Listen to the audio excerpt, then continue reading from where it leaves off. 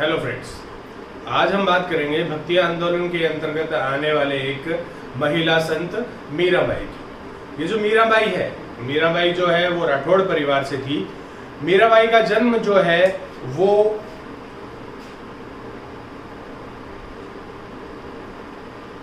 कुड़की नामक स्थान पर हुआ था। ये कुड़की जो है वर्तमान में पाली में स्थित है और उस वक्त ये किस में आती थी? मेड़ता रियासत में आती थी। मीराबाई के जन्म के में भी दो अलग अलग प्रकार के मत हैं। ऐसा माना जाता है कि इनका जन्म कुड़की में हुआ था। कुछ इतिहासकार जो है वो ऐसा बताते हैं कि मीराबाई का जब जन्म हुआ था तो उसके 11वें वर्ष में मीराबाई के पिता को कुड़की की जागीर मिली थी। लेकिन अधिकतर हमें यही प्राप्त होता है कि मीराबाई का जन्म जो है वो कहाँ पे हुआ था? कुड़की में हुआ था।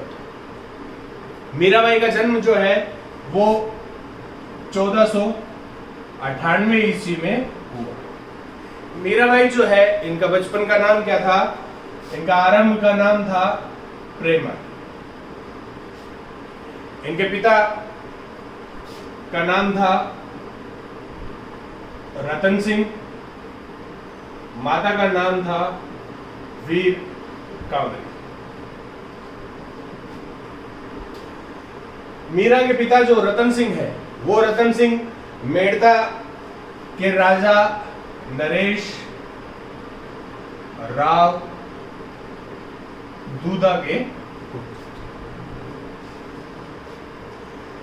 मीराबाई जो है वो रतन सिंह और वीर कंवरी की इकलौती संतान थी। मीराबाई इतिहास में ऐसी महिला के रूप में प्रसिद्ध हुई थी जिन्होंने क्या है, लोक लाज का बिल्कुल भी भय नहीं था। एक बहादुर महिला थी जिन्होंने हमारे रिवाज जो कुरीतियां हैं उन कुरीतियों के विरुद्ध आवाज उठाई और भगवान की भक्ति की।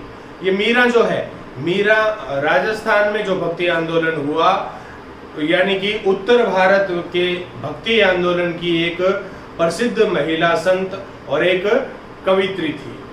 मीराबाई जो है, मीराबाई का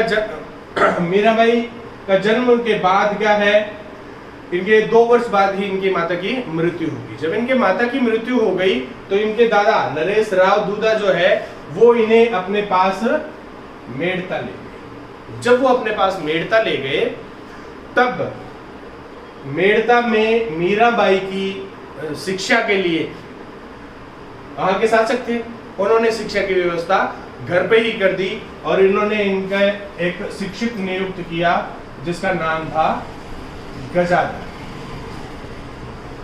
मीराबाई को आरंभिक शिक्षा जो है वो किसके द्वारा दी गई? गजाधर के द्वारा दी गई थी। मीरा के दादा जो है वो भगवान विष्णु के परम भक्त थे। इन्होंने मीरा के लिए मेड़ता में ही एक मंदिर का निर्माण कराया था। 4 भुजा धीश मंदिर का निर्माण करवाया था दूधा ने अपनी पोत्री मीरा ने।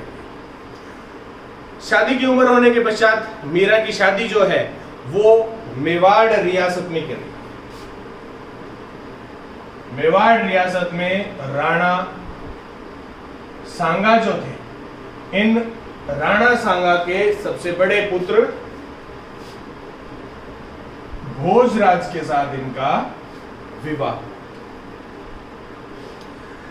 बाल्यावस्था से ही मीरा कृष्ण भक्ति में लीन थी, तो शादी के बाद भी ये कृष्ण भक्ति में लीन ही रही। इन्होंने अपने पति भोजराज से कहकर अपने महल में ही एक कृष्ण मंदिर का निर्माण करवा दिया था।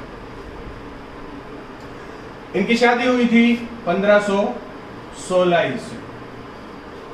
शादी के कुछ समय पश्चात ही भोजराज जो है एक युद्ध में घायल हो गए और उसके बाद में इनकी क्या है, मृत्यु हो गई। 1521 ईस्वी में भोजराज की मृत्यु हो गई। इनकी मृत्यु के बाद मीरा जो है पूरी तरह कृष्ण भक्ति में लीन हो गई।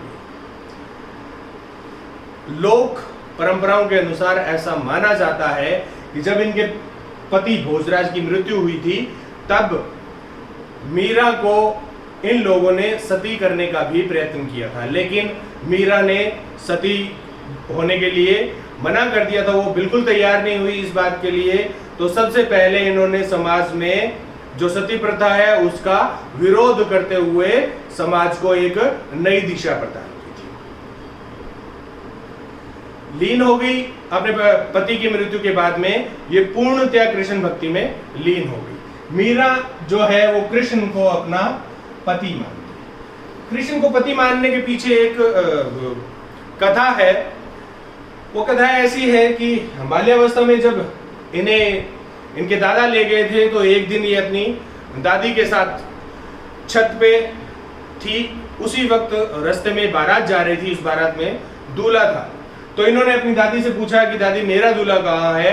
तब इनकी दादी ने भगवान कृष्ण की एक मूर्ति इन्हें दे दी और कहा कि ये तेरा दूल्हा है। तो बाल्यावस्था से ही ये कृष्ण को अपना पति स्वीकार कर चुकी।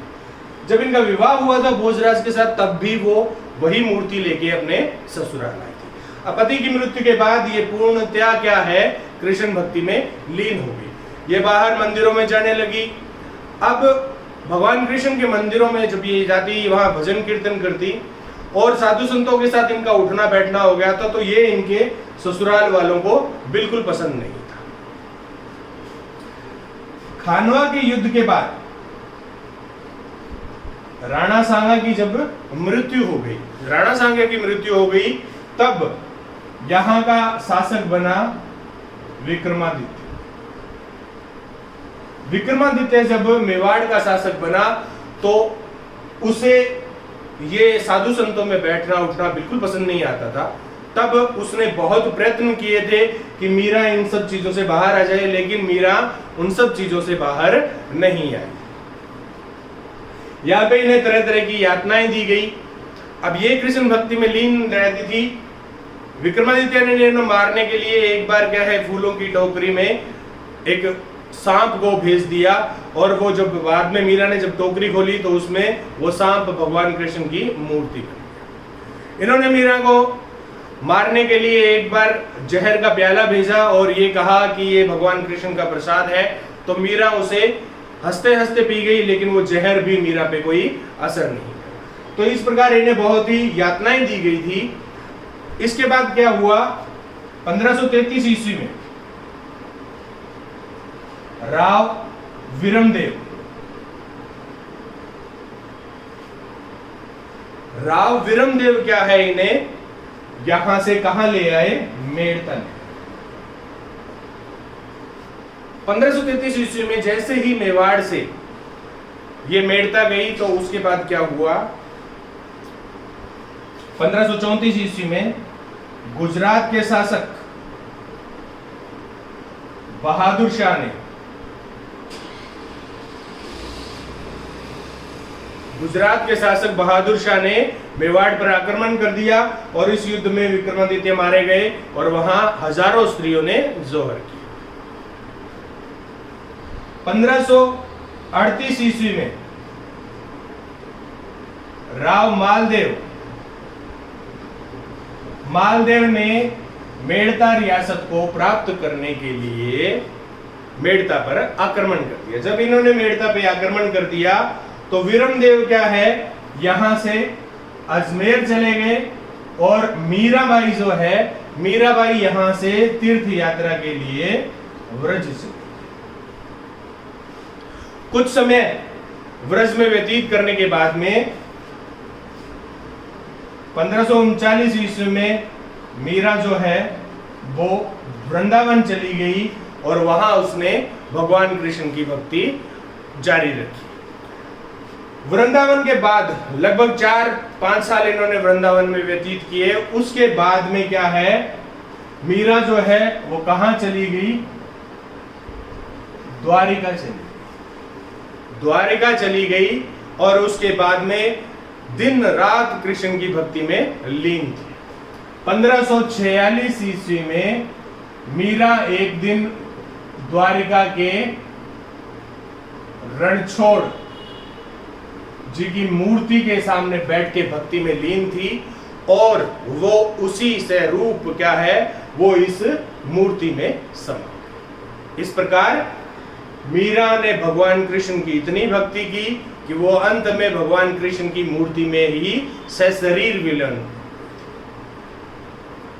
मीरा ने भगवान कृष्ण के लिए जितने भी दोहे रचे थे या जिन कविताओं की इन्होंने रचना की थी, बाद में क्या है उन कविताओं का संग्रह किया गया और आज मीरा के नाम से बहुत सारी कविताएं हैं। ये इनके द्वारा गाए हुए जो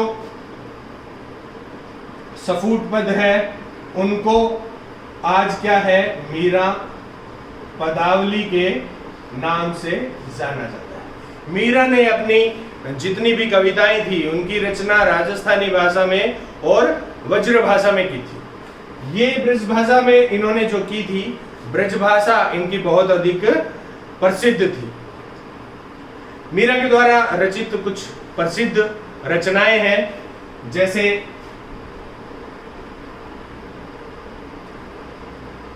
मीरा की गरीबी,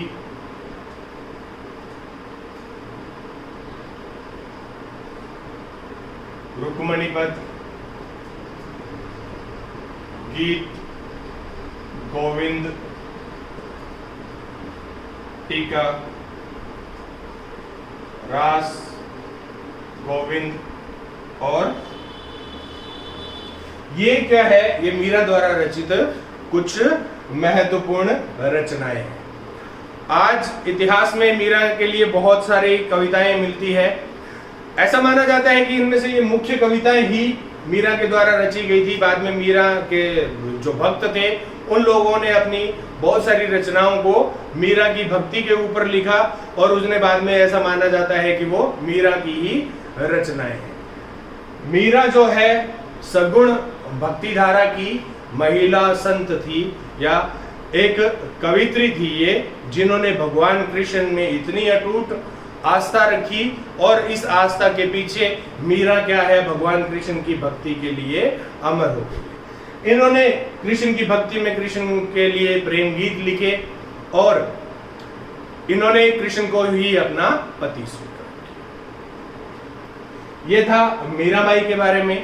भक्ति आंदोलन जो है, उत्तर भारत के भक्ति आंदोलन में मीरा का एक बहुत अधिक महत्वपूर्ण स्थान है। चलिए आज की वीडियो में इतना ही। अगर वीडियो पसंद आया तो लाइक कीजिए और शेयर कीजिए। देखिए कॉम्पिटिटिव लेवल पे अगर कभी पूछा जाएगा तो मीरा के लिए ये इनकी रचनाओं के बारे में पूछा जा सकता है। द्वारिका में किस मूर्ति के अंदर ये विलीन हुई थी इसके बारे में पूछा जा सकता है, या मीरा के दादा के बारे में, या इनका नाम पूछा जा सकता है। ठीक है, थैंक यू।